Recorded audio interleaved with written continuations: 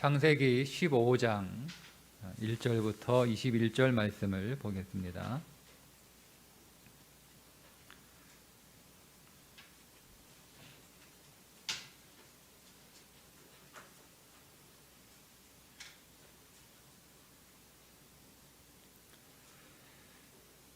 이후에 여호와의 말씀이 환상 중에 아브라함에게 임하여 이르시되 아브라함아 두려워하지 말라. 나는 네 방패요 너의 지극히 큰 상급이니라. 아브라함이 이르되 주 여호와여 무엇을 내게 주시려 하나이까? 나는 자식이 없사오니 나의 상속자는 이 다메섹 사람 엘리에셀이니이다. 아브라함이 또 이르되 주께서 내게 씨를 주지 아니하셨으니 내 집에서 길린 자가 내 상속자가 될 것이니이다. 여호와의 말씀이 그에게 임하여 이르시되 그 사람이 네 상속자가 아니라 네 몸에서 날 자가 네 상속자가 되리라 하시고 그를 이끌고 밖으로 나가 이르시되 하늘을 우러러 무뼈를 셀 수 있나 보라. 또 그에게 이르시되 네 자손이 이와 같으리라. 아브라함이 여호와를 믿으니 여호와께서 이를 그의 의로 여기시고 또 그에게 이르시되 나는 이 땅을 내게 주어 소유를 삼게 하려고 너를 갈대아인의 우르에서 이끌어낸 여호와이니라. 그가 이르되 주 여호와여 내가 이 땅을 소유로 받은 것을 무엇으로 알리이까? 여호와께서 그에게 이르시되 나를 위하여 3년 된 암소와 3년 된 암염소와 3년 된 수양과 산비둘기와 집비둘기 새끼를 가져올지니라. 아브라함이 그 모든 것을 가져다가 그 중간을 쪼개고 그 쪼갠 것을 마주대하여 놓고 그 새는 쪼개지 아니하였으며 솔개가 그 사체 위에 내릴 때에는 아브라함이 좇았더라. 해질 때에 아브라함에게 깊은 잠이 임하고 큰 흑암과 두려움이 그에게 임하였더니 여호와께서 아브라함에게 이르시되 너는 반드시 알라. 네 자손이 이방에서 괴기되어 그들을 섬기겠고 그들은 400년 동안 네 자손을 괴롭히리니 그들이 섬기는 나라를 내가 징벌할지며 그 후에 네 자손이 큰 재물을 이끌고 나오리라.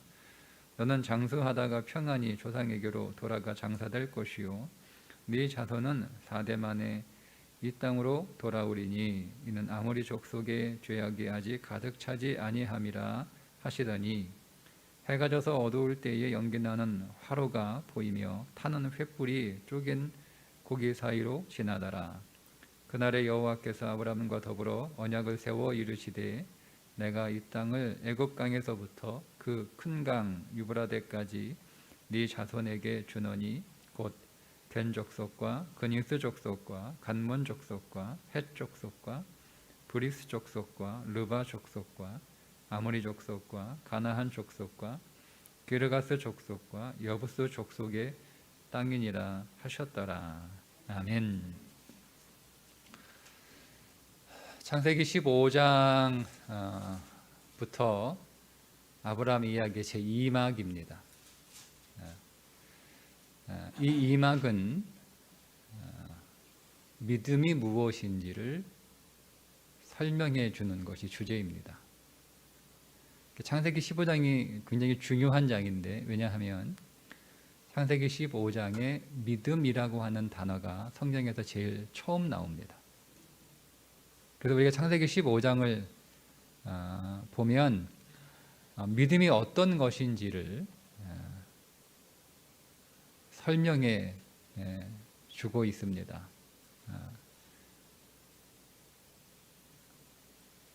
아브라함 하나님이 어느 날 찾아오셔서 두려워하지 마라 이렇게 말씀을 하시는 것을 보면 아브라함이 지금 굉장히 두려워하고 있다는 것이겠지요.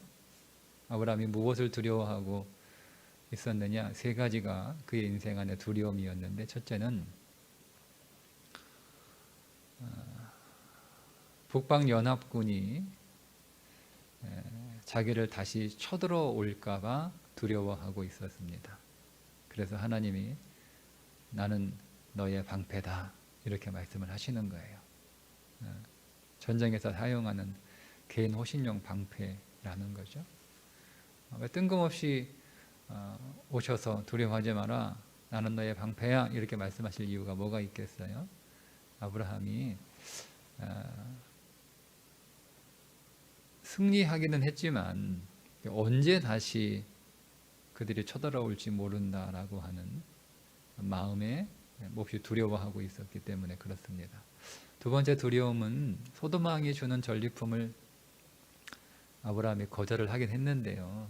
돌아가고 나니까 걱정이 되는 거예요.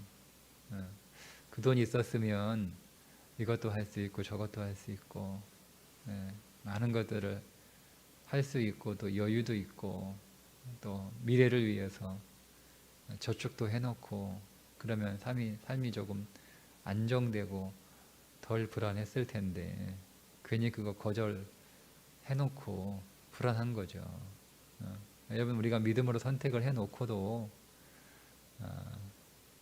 그 믿음의 선택이 우리 안에 계속 이렇게 평안을 가져다 주는 경우도 있지만, 믿음의 선택을 그때는 믿음으로 했는데도 또 지나고 나면 계속 그것이 좀 아쉽고 또 여전히 불안하고 그런 게 있거든요. 네, 아브라함이 그런 거예요. 그래서 하나님이 뭐라고 말씀하시죠? 내가 너의 기업이다.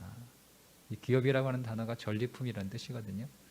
내가 너의 전리품이다. 또 이렇게 하나님이 말씀을 해주세요. 또 한 가지 아브라함에게 두려움이 있어요. 그거는 뭐 하나님 해결했어요. 하나님이 나의 방패시구나, 하나님이 나의 기업이시구나, 뭐 이거 해결했어요. 근데 아브라함에게 가장 큰 두려움이 있었죠.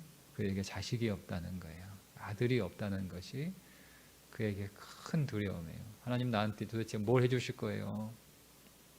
그런 거 다 해줘봐야 하나님 나 자식 없는데 무슨 소용이에요?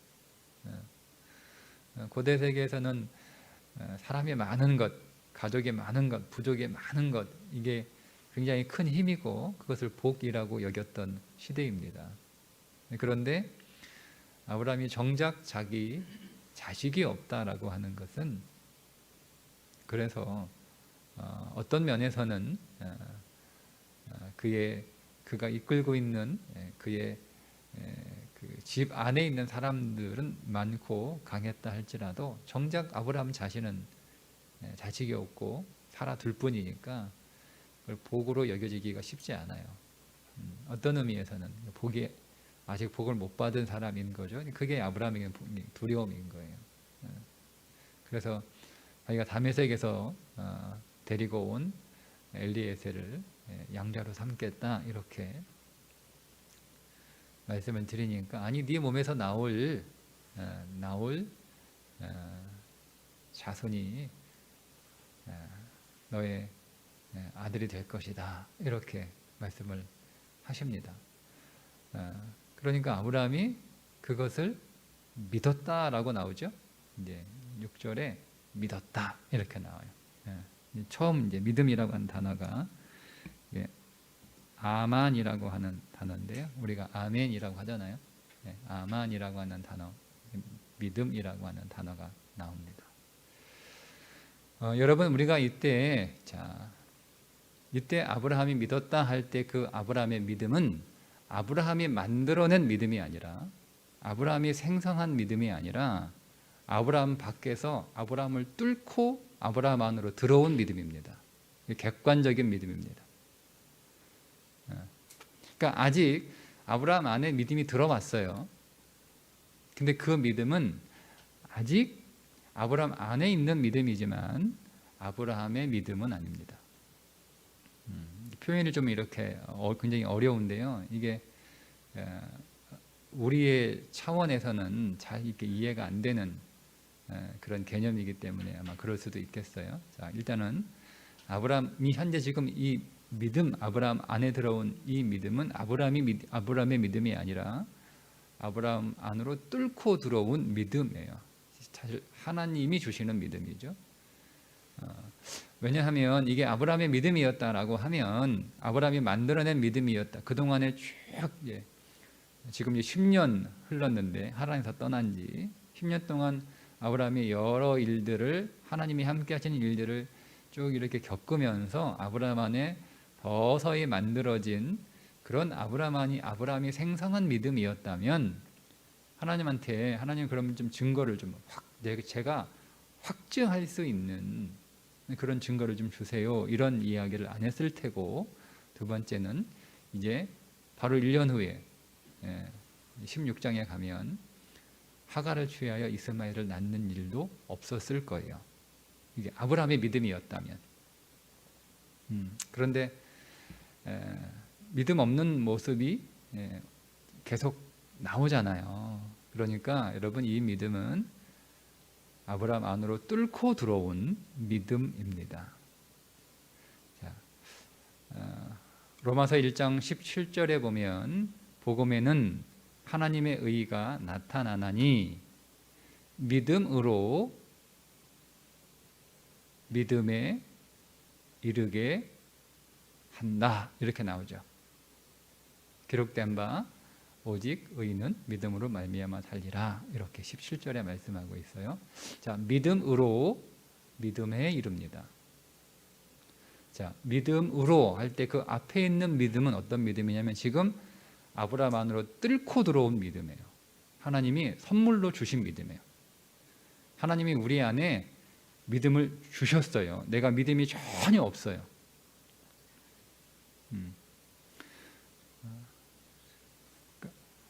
내가 믿음이 전혀 없고 그 믿음은 내가 만들어낼 수도 없고 내가 어디 가서 얻어올 수도 없는 믿음.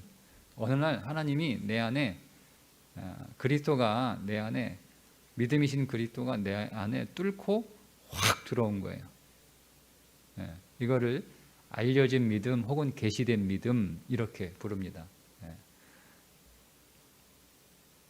그리고 뒤에 그 믿음으로 뚫고 들어온 믿음으로 뭐에 이르죠? 믿음에 이르는 거예요. 그 뒤에 있는 믿음에는 뭐죠? 이 뚫고 들어온 믿음이 내 안에서 역사해서, 이 객관적인 믿음이 내 안에서 역사해서 이제 나의 주관적인 믿음으로 성장합니다. 그래서 나의 믿음이 되는 거죠. 그러면 아브라함 안으로 뚫고 들어온 이 믿음이 이제 계속 어떤 과정을 거쳐서 아브라함의 주관적인 믿음, 아브라함의 믿음이 있구나. 그래서 아브라함 밖으로 뚫고 나오는 믿음이 되는 거예요. 뚫고 들어온 믿음이 뚫고 나오는 믿음으로 되는 과정을 신앙생활이라고 부릅니다. 그러면 이게 뚫고 나오죠. 지금 아브라함 밖으로 뚫고 나오죠.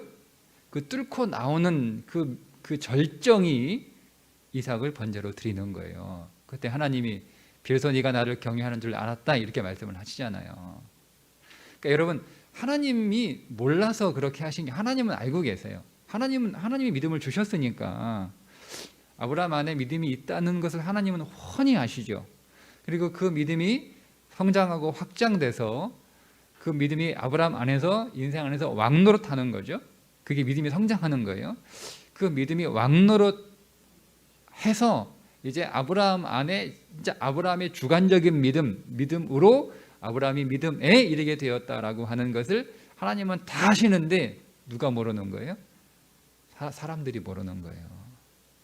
그 믿음이 밖으로 뚫고 나와야 되는 거예요. 이제는 그 사람들에게 보여줘야, 내가 이런 믿음의 사람이다, 내 안에 이런 믿음이 있다, 이 사람들에게 보여줘야 되는 거예요. 그거를 보여주는 그 믿음을 연출하는 사건이, 하나님이 몰라서 그런 게 아니에요. 하나님이 몰라가지고 한번 확인해 볼까? 그게 아니에요, 여러분. 아브라함 자신도 사실은 몰라요. 자기 안에 어떤 믿음이 있는지 몰라요. 그러니까 일단 아브라함이 자기 안에 있는 믿음의 실체를 봐야 되는 것이고, 그걸 경험해야 되는 것이고, 그걸 더 누려야 되는 것이고, 그리고 거기에 나아가서 사람들에게 보여줘야 되는 거예요. 보여줘야 되는 거예요. 그래서 우리 안에 계신 그리스도를 사람들에게 보여주고, 이게 증인이잖아요. 증인. 내 안에 있는 그리스도를 보여주는 거예요. 그게 증인이에요. 증인. 그런 과정을 거치는 거라, 이 말입니다. 그래서 이 이삭의 번제 내용에 이르기까지 15장부터 믿음에 관하여 설명해 주고 있는 장이라는 거죠. 네. 이해가 되셨죠?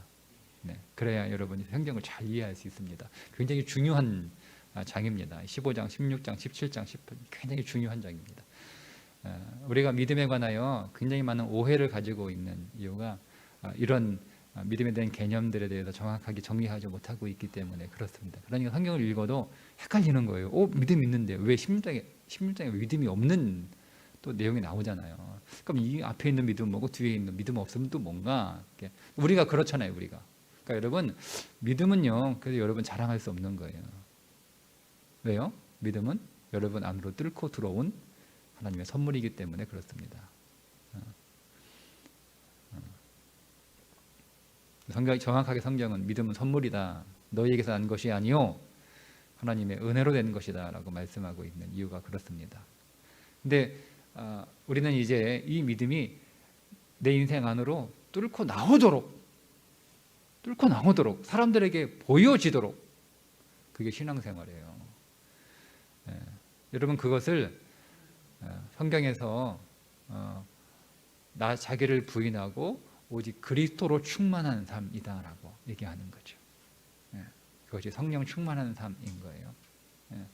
자, 이렇게 아브라함이 믿음이 뚫고 들어왔어요. 자, 그런데 그 아브라함에게 아직 아브라함이 가지고 있는 만들어내는 생성하는 주관적인 믿음은 아님에도 불구하고 그 믿음을 의로 여기셨다라고 말씀하신 이유는 뭐냐면 뚫고 들어온 그 믿음은 반드시 내 안에서 역사해서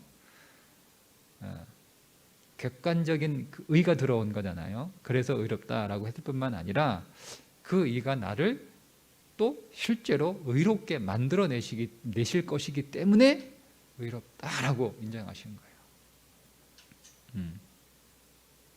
여러분 그러니까 여러분이 나는 의인이다라고 하는 개념을요 두 가지로 이해하셔야 되는 거예요. 나는 일단은 나를 의롭게 하시는 그리스도의 의가 내 안에 들어왔기 때문에 그 의를 소유했기 때문에 의인이고, 근데 여기서 끝나면 나는 이미 그 의를 소유했으니까 나는 이제 막 어차피 의인이니까 막 이제는 뭐 막 사는 건 아니지만 그냥 이렇게 살면 돼. 이게 되게 한국교회가 연약한 이유예요. 그 의가 이제는 진짜 나의 의가 돼야 되는 과정이 남아있는 거잖아요.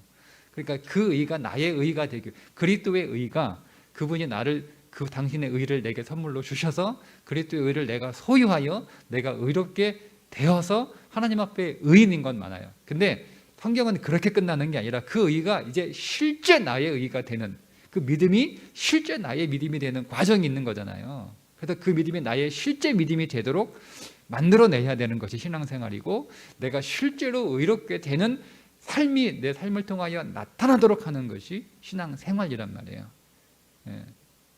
그러니까 우리가 이것을 알고 신앙생활을 하면 여러분 신앙에 생명이 넘칠 수밖에 없어요. 근데 내가 믿음이 들어왔구나, 내게 믿음이 있구나, 거기서 끝나는 거예요. 객관적인 믿음을 소유한 것으로 끝나버리는 거예요. 대부분 의가 들어왔어요. 의로 여기신 거예요. 나는 의로워요. 더 이상 죄인이 아니에요. 맞아요, 여러분, 맞아요. 근데 그것은 여러분들의 의가 아니라 그리스도의 의란 말이에요. 그 의가 여러분들의 의가 되셔야 됩니다. 여러분들의 의로 드러나야 되는 거예요. 그 여러분 안에 의가 있는 것이 여러분의 삶을 통하여, 여러분의 인생을 통하여 나타나셔야 되는 거예요. 그래서 아직은 아브라함의 소유한, 아브라함이 만들어낸 의는 아니지만 그 의가 그렇게 이루실 것이기 때문에 반드시 그 의는 생명입니다. 생명이기 때문에 아브라함을 의롭다라고 이렇게 인정을 해주시고 시작을 하시는 거예요. 그럼 어쨌든 이것이 아브라함에게 객관적인 믿음이고 아직은 주관적인 믿음이 아니기 때문에 아브라함 믿음이 없음이 드러나는 거죠. 확증해 주세요. 확증. 믿겠는데 나에게는 확증이 필요합니다. 그래서 하나님께서 3년 된 동물들을 반으로 탁 쪼개어 그 사이로 횃불이신 하나님이 그 사이로 이렇게 지나가셔서 하나님이 계약을 체결해 주십니다. 첫 번째 의미가 뭐냐면 내가 약속한다는 거예요. 여러분, 하나님이 약속해 주시는 것만큼 확실한 게 어디 있어요? 하나님은 약속하시면 그 약속을 어기실 수가 없어요. 그런데 이제 그것이 아브라함이 그런 하나님에 대한 이해가 아직 약하니까 그러면 내가 계약을 하겠다 너하고, 이게 고대 군동의 계약 방식대로 쪼개진 동물 사이로 계약 당사자가 두 명이 지나가면 그 계약을 어기면 그 짐승처럼 쪼개진다는 뜻이에요. 근데 이제 아브라함이 지나가는 게 아니라 하나님만 지나가시잖아요. 그러니까 너와 상관없이 네가 잘하든 못하든, 네가 계속 그 믿음을 유지하든 유지하지 못하든, 뭐 믿음이 성장하든 너와 상관없이 나는 이 일을 반드시 이룬다라고 약속하시는 거예요. 그러니까 여러분, 오늘 우리 안에 내 안에 믿음이 이제 밖으로 드러내고 이 믿음이 내 인생을 뚫고 나와서 보여지고 이제 이 소유된 의가 나의 진정한 의로 되는 일은 하나님이 하시는 일이에요. 하나님이 약속하셨어요. 어디에서? 십자가에서 약속하셨어요. 여러분이 십자가에 달린 거 아니잖아요.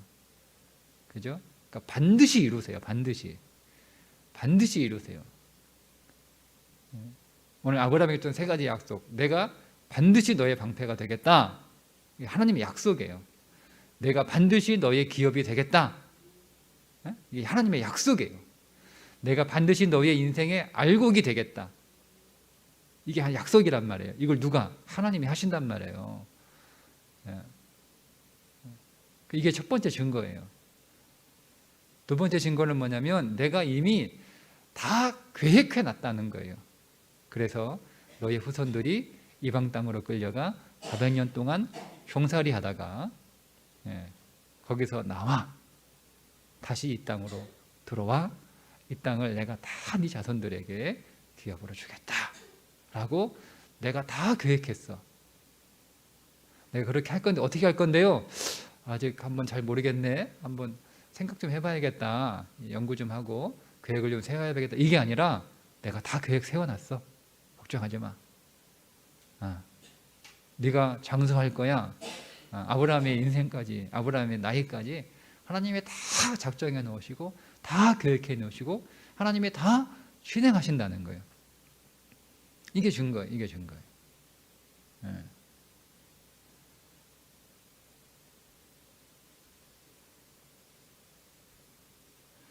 이제 하나님이 그렇게 하신 대로 나가는 거죠. 그게 16장. 아직 아브라함 안에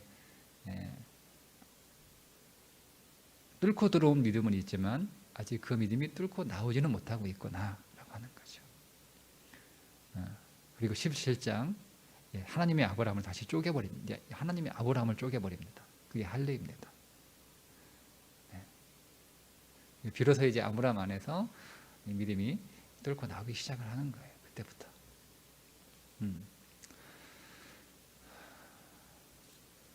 여러분, 그러니 여러분 안에 믿음이신 그리스도가 들어와 계신 줄을 믿으셔야 되는 거예요. 여러분의 믿음이 아니에요. 그러니까 이미 여러분 안에 믿음이신 그리스도가 뚫고 들어오셨어요. 자, 그 믿음이 우리 안에서 믿음에 이르게 하실 겁니다. 믿음에. 근데 그 믿음에 이르는 길이 뭐냐면 그게 순종이에요. 순종. 그러니까 여러분들은 날마다 매일매일 오늘 여러분들에게 순종하라고 주시는 오늘의 순종 과제가 있어요. 그것들을 연습하셔야 되는 거예요. 그것들을 연습을 하면서 순종하지 않으려고 하는, 믿음대로 살려고 하지 않으려고 하는 설계가 우리 안에 있단 말이에요. 지금 제사를 드리려고 하는데 하늘에 설계가 막 이렇게 날라오는데 아브라함이 막 쫓아버리잖아요. 이 설계라고 하는 이 동물은요, 성경에서 이방인의 왕을 상징하는 그 동물로 사용되는 거예요. 그러니까 이방이죠. 이방인의 왕. 그러니까 어떤 영적인 의미가 있냐면 우리로 하여금 여전히 육신대로, 이방은 육신이에요. 여전히 육신대로 살려고 하는 게 우리 안에 계속 있는 거. 그게 이제 나오죠. 16장에 아브라함이 육신으로 문제를 해결하려고 하는, 자기의 능력으로, 자기의 어떤 환경이나 자기의 상황으로, 자기가 가진 것으로, 자기의 자본을 가지고, 자기의 자산을 가지고 자기의 이 자식 없는 문제를 해결하려고 하는, 이게 설계란 말이에요. 설계. 이거를 계속 우리는 내쫓아야 돼요. 어떻게? 내쫓다라고 하는 이 단어가 바람을 불게 하다, 이런 뜻이거든요. 바람을 불게 해요. 바람을 불게. 확 바람 불어가지고 확 날아가게 하는 거예요. 이 단어가 성경에 이게 3번 쓰이는데, 한 곳은 바람이라는 단어로 다시 한번 시편에 쓰이고요. 또 다른 곳에서는 뭐 어디 쓰면 하나님의 기운이 불매, 이렇게 쓰이거든요. 하나님의 기운이 부는 거예요. 하나님의 기운, 루하으라 얘기잖아요. 성령이 부는 거다, 이렇게 우리가 해석할 수도 있어요.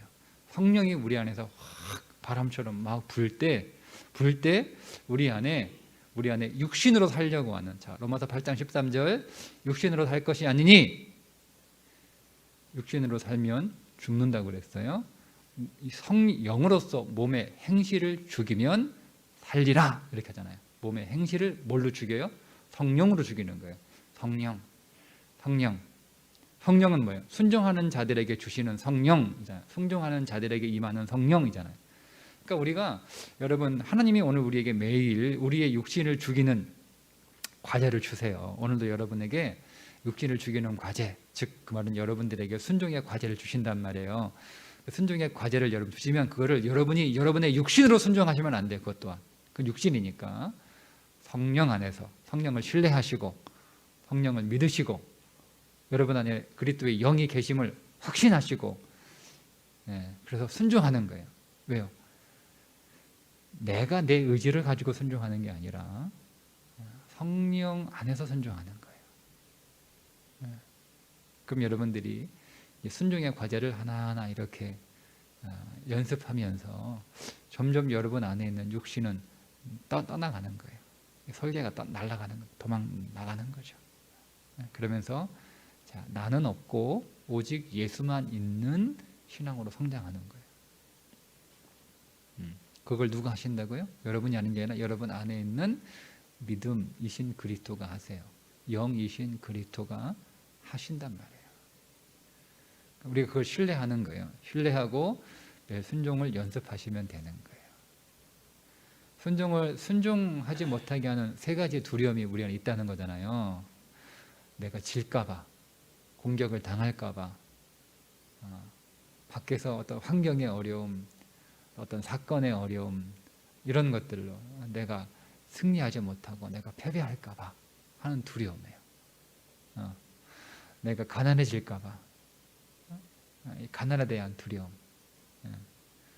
내가 오늘을 위해서만 아니라 내가 내일을 위해서 준비해놔야 되고 쌓아놔야 되고 마련해놔야 되는데 그런 게 없으니까 두려운 거예요. 그러니까 우리는 자꾸 육신으로 살려고 그러죠. 내 안에 곡식이 없는 거예요. 생명이 없는 거예요. 이 두려움, 걱정하지 마라 라고 말씀하시잖아요. 그러니까 여러분 두려워하지 마시고, 하나님이 내 인생의 방패가 되어 주셔서 언제나 나를 막아주신다. 하나님이 내 인생의 상급이시고 내 인생의 기업이시고 내 인생의 전리품이 되어 주신다. 그러니까 하나님이 우리에게 주십니다. 하나님이 기업이라고 하는 것을 믿으시고 그분이 내 인생 안에 알곡으로 오셔서 믿음으로 오셨잖아요. 이제 그 알곡을 오순절 기간 동안 자라게 하셔서 오순절에 풍성한 알곡으로 반드시 나를 추수하실 것이다 라고 하는 믿음으로 두려워하지 마시고 오늘 우리에게 주신 순종의 과제를 잘 연습하시기만 하시면 돼요. 그러면 여러분 안에 있는 믿음이 여러분 밖으로 뚫고 나옵니다.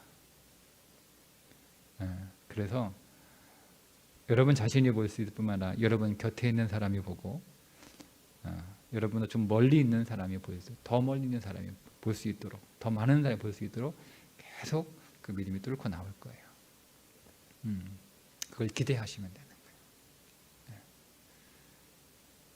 오늘도 그런 믿음이 우리 안에서 확장하고 또 믿음에 대해서 왕노릇하시는 그런 하루가 되시기를 주님의 이름으로 축복합니다. 기도하겠습니다. 주 예수님, 우리의 육신을 뚫고 우리 안으로 들어오심을 감사합니다. 내주하시는 영이신 그리스도께서 육신을 뚫고 세상에 드러나게 하실 것도 믿습니다. 나는 없고 오직 예수님만 있는 믿음 생활로 성장시켜 주옵소서. 오늘 토요일 주일을 준비하는 날입니다. 온 성도들의 심령에 예배를 사모하는 마음을 주시고 영광과 찬송과 감사의 예배를 드림으로 얻게 될 충만한 기쁨이 먼저 우리 안에 강같이 흐르게 하여 주옵소서. 새벽 제단을 닦는 성도들을 축복합니다. 두려움에서 지켜 주옵소서. 주님, 방패가 되어 주시고 기업이 되어 주시고 알곡이 되어 주옵소서.